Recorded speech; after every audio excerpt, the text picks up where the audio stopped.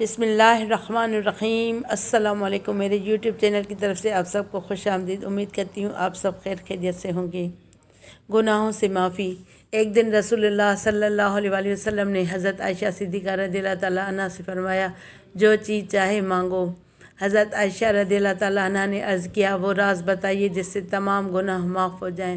حضور صلی اللہ علیہ وآلہ وسلم نے فرمایا، وہ یہ راز ہے کہ جب کوئی مومن کسی دوسرے مومن کی کانٹا چبھنے کے برابر تکلیف رفع کرتا ہے تو اللہ اس کے تمام گناہ معاف کر دیتا ہے اور جنت میں اسے اعلیٰ درجہ ملے گا۔ جب صحابہ کرام رضی اللہ تعالیٰ عنہ کو یہ معلوم ہوا تو وہ بے حد خوش ہوئے، لیکن حضرت ابوبکر صدیق رضی اللہ تعالیٰ عنہ نے رونا شروع کر دیا۔ صحابہ رضی اللہ تعالیٰ عنہم نے کو تعجب ہوا۔ انہوں نے پوچھا، آپ کیوں روتے ہیں؟